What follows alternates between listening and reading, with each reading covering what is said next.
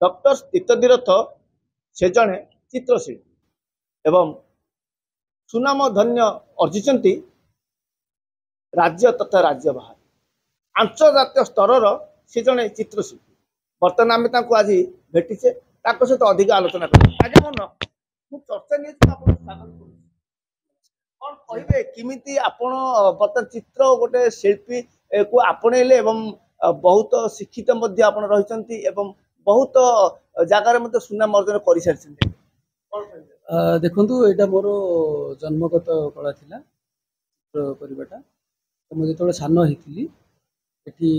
आमर जो गुरुवार हुए बोऊंकर गुरुवार झोटी देखला पर मुझे आकर्षित होती तो निश्चित रूप से जो मानकर जन्मगत कला थाए से माने ही आकर्षित होती चित्र को तो मु बोऊंकर से झोटी ठू चित्रशिल्पी चित्र आरंभ करी परवर्ती मुहूर्त ताकू मु पेशागत भाव जीवन नवाई चेष्टा करी भी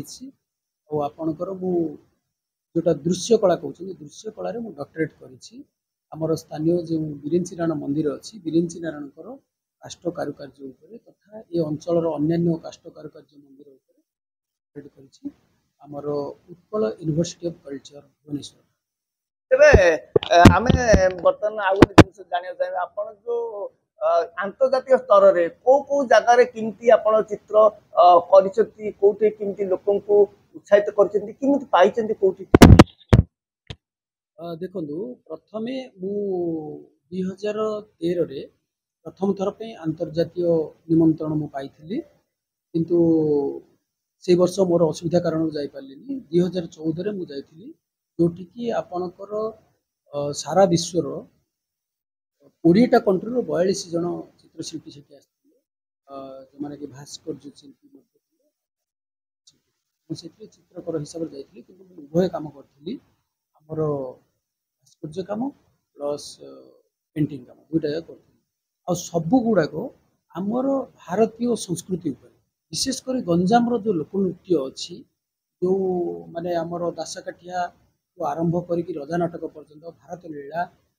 राधा प्रेम लीला कृष्ण लीला ये सब को बेस करके चित्र करी तो निश्चित रूप से अन्य माने जो चित्र करते से चित्र ठारू ये चित्र स्वतंत्र रही मोर बहुत सुनाम होता चित्र भी माने भारतीय संस्कृतिर भी बहुत प्रचार होता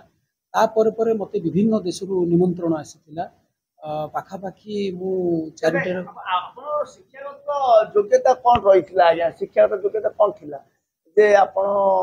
आज चित्रशिल्पी की जाइछन्ती किंतु चाकरी यदि करथन्ते होय तो आपण किमती लागि देखु चाकरी करवा आउ चित्रशिल्पी हवा ए दुईटा जिनस अलग पूरा मु चाहूली निजको चित्रकर हिसाब से प्रतिष्ठित करने तो मुझे जिनसटा मुझे एबे भी चाहिए जड़े जेकोसी चित्रकर चाहिए मतलब चाकरी कर चाकरी कलापर स्वाधीनता मिलनी चित्र करने जो संस्था सहित से रे से संस्थार नियम अनुसार चलिए जदि सेमि चलिए ताहले से संस्था जहाँ कहला से चित्र करेंगे किंतु मो क्षेत्र में कौन हो मो निज इच्छार मो चित्र करुँची मुझे बर्तमान गंजाम जो संस्कृति आस्ते आस्ते लोप पाई जाऊँगी तारी उपर चित्र करके विश्वविख्यात करने देखो आप चित्र कथा कहले जो लोक को सचेतनता करने निया कहतु पानी कहतु एपरिक विभिन्न जो रही सब लोक सचेतनता होबार से नहीं आप जो चलचित्र गुड़ाक क्षुद्र चलचित्र कौन कौन कले देखु मोर पाखापाखि प्रामाणिक चलचित्र अच्छी 200 ऊर्ध्व छोट छोट प्रामाणिक चलचित्र अच्छी सहित सचेतनामूलक बहुत गुड़े चलचित्र सहित आम गोटे वर्तमान समय गोटे धारावाहिक चली यूट्यूब रे जंगल बोली जोटा कि जंगल परिवेश सुरक्षा एवं